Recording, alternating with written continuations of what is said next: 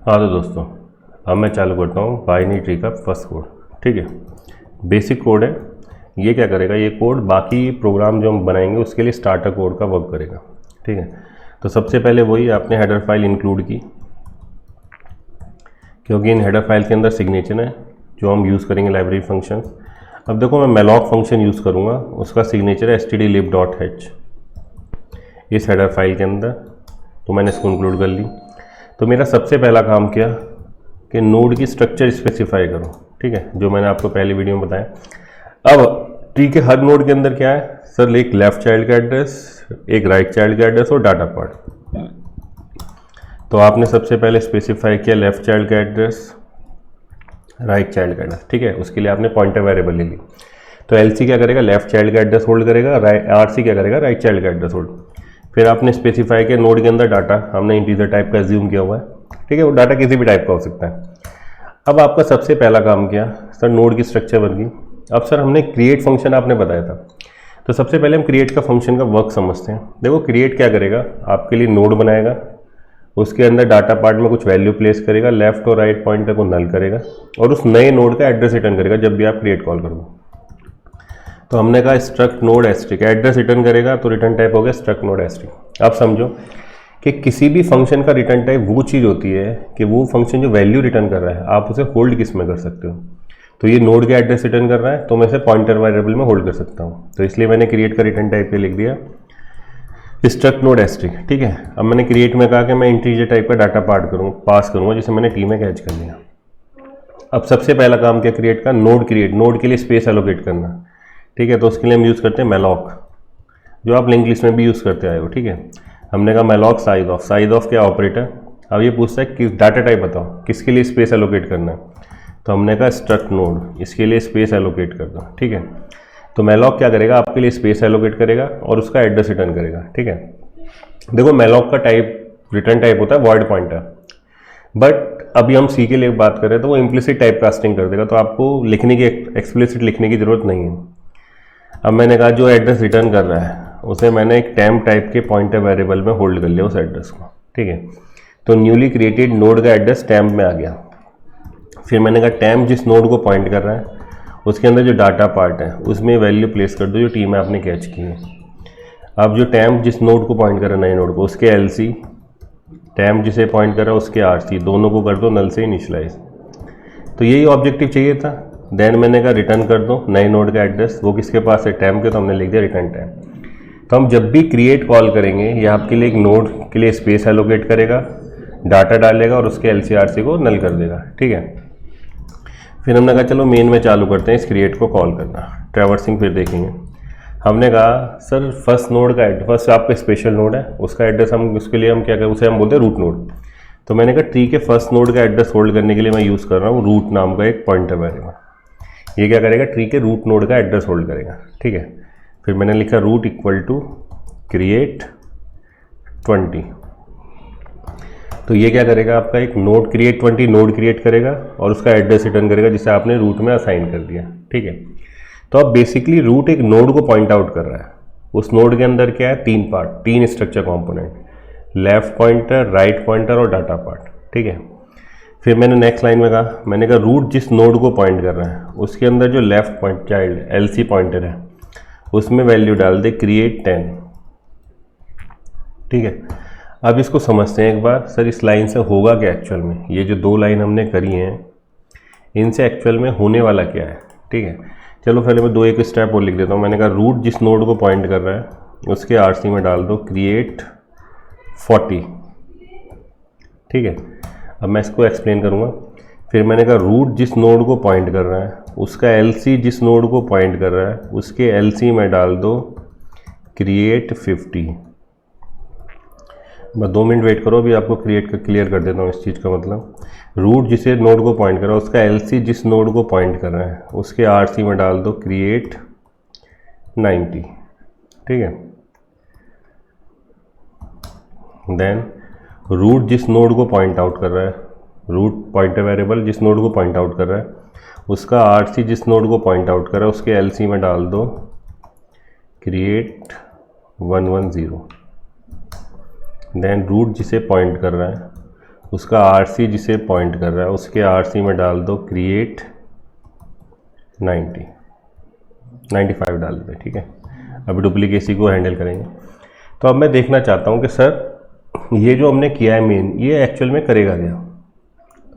तो मैंने इस मेन की पूरी बॉडी को कॉपी किया, अपने पेंट के अंदर पेस्ट कर देता हूँ, ठीक है।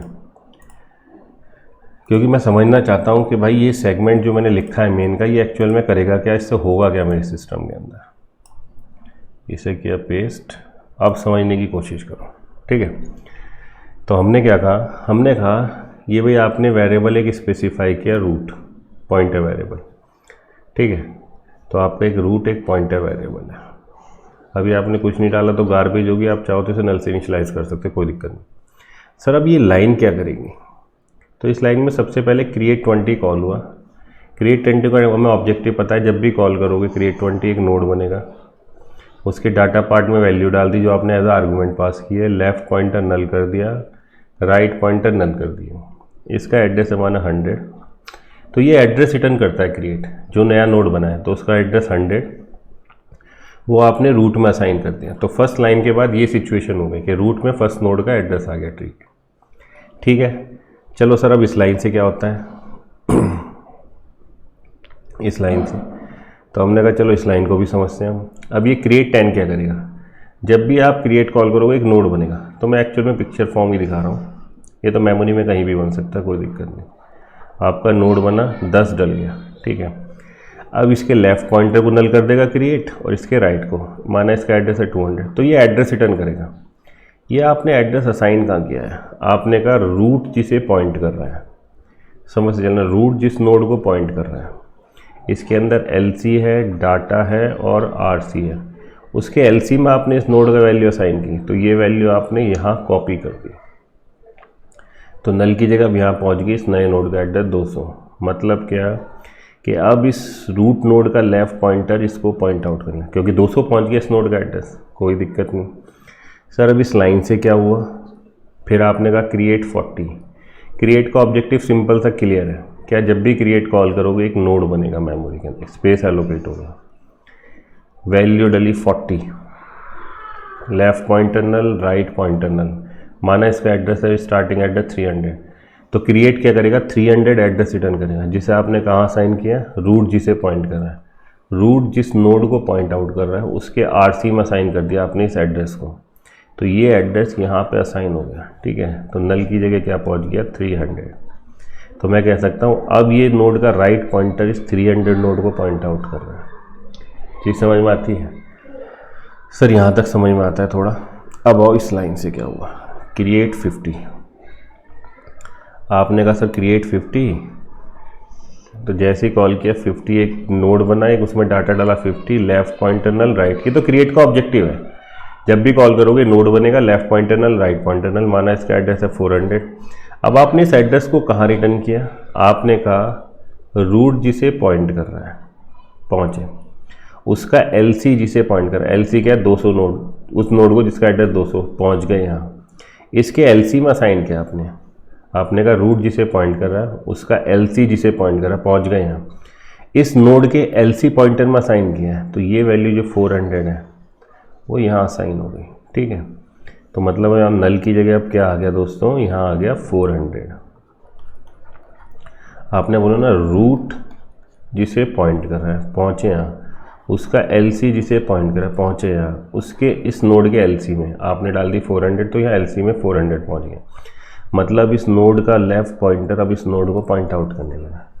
ऐसी फिर आपने क्रिएट 90 किया कि रूट जिसे पॉइंट कर रहा है उसका LC जिसे पॉइंट कर रहा है उसके राइट साइड में RC पॉइंटर में आपने डाल दी क्रिएट 90 की वैल्यू, क्योंकि क्रिएट आपके लिए हर बार जब भी कॉल करोगे नोड बनाएगा। माना ये एड्रेस है 500, तो ये एड्रेस अब इसके RC पॉइंटर में असाइन हो गया 500। तो मतलब इस नोड का राइट पॉइंटर ऐसे पॉइंट करें। तो इस तरीके से आपने क्रिएट किया।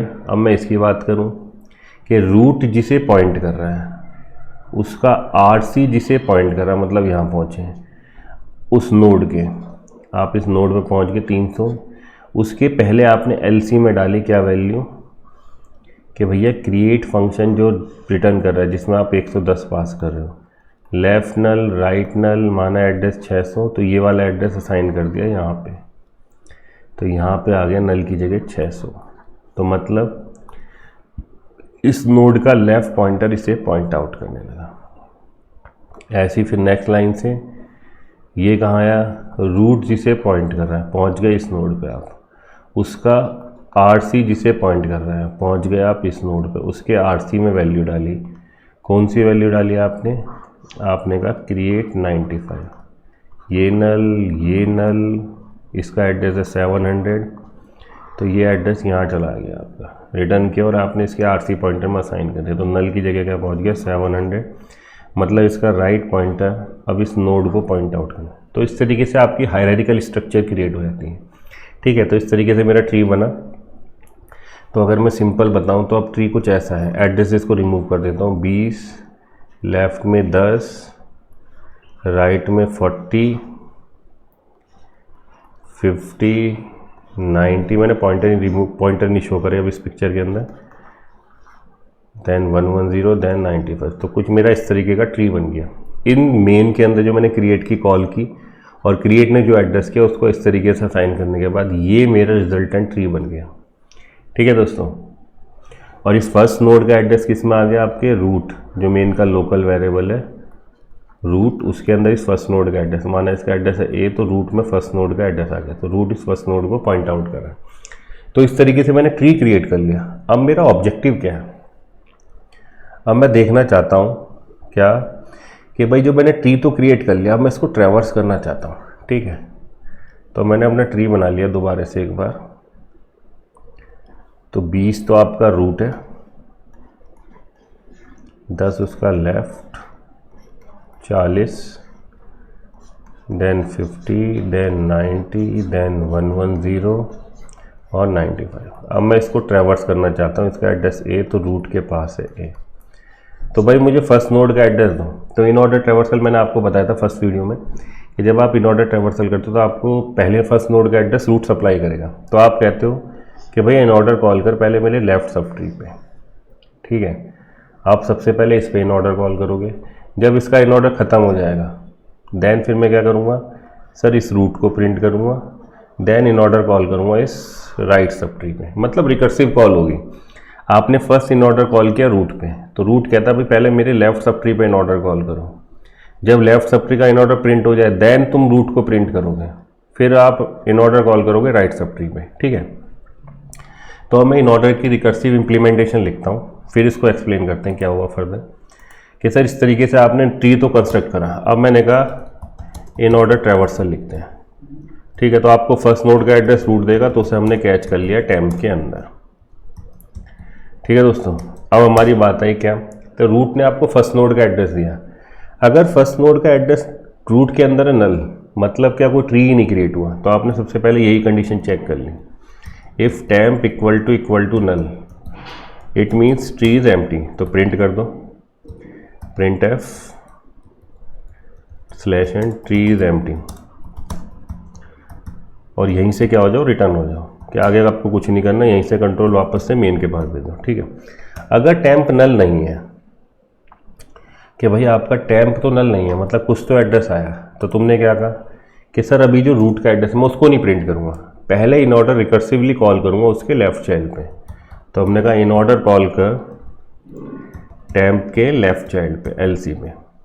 ठीक है, देन जब उसका इन ऑर्डर लेफ्ट चाइल्ड का कंप्लीटली प्रिंट हो जाए तब तुम कॉल करो प्रिंट एफ। अब तुम प्रिंट करो, अब प्रिंट एफ में थोड़ा सा एरो बना के दिखा देते हैं, %d डेसिमल इंटीजर फॉर्मेट में किसकी वैल्यू, टेम्प जो करंट नोड है उसके डाटा पार्ट की वैल्यू। भाई जब उसके लेफ्ट चाइल्ड का इन ऑर्डर प्रिंट हो गया तब तुम वापस से आए उसके रूट पेरेंट नोड पे, उसका डाटा प्रिंट कराया, फिर आपने कहा इन ऑर्डर अब कॉल करो किस पे, टेम्प के राइट चाइल्ड पे, राइट सब ट्री में।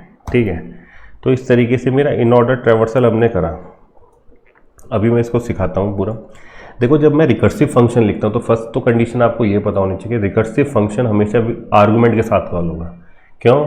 क्योंकि फर्दर रिकर्सिव कॉल में ना आपकी जो वैल्यू है वो छोटी होती चली जाएगी, आप स्मॉलर प्रॉब्लम की तरफ मूव करते चले जाओगे।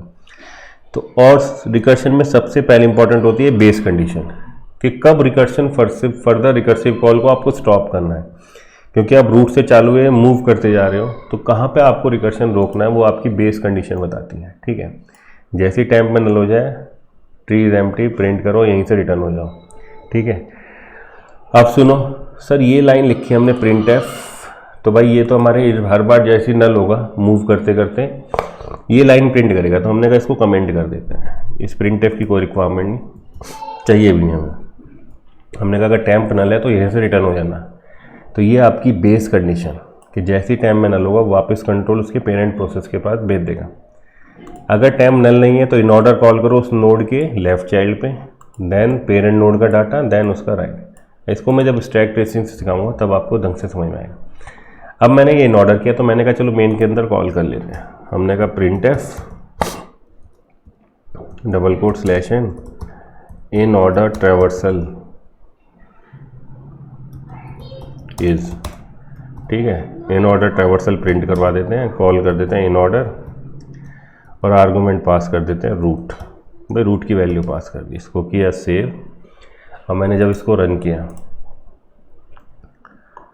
ठीक है, तो वो बोला रूट LCRC क्रिएट। अच्छा, क्रिएट की स्पेलिंग गलत कर दी, क्रिएट की स्पेलिंग देखें जरा ऊपर जाके, स्ट्रक्ट नोड क्रिएट सही है, क्रिएट की स्पेलिंग किसमें गलत की है इसमें देख लें एक बार।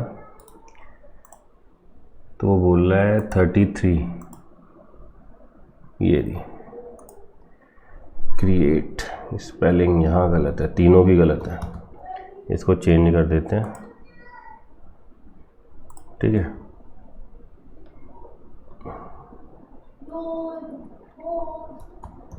बस सेव किया, 33 में सही थी, अब हटा दी इसको।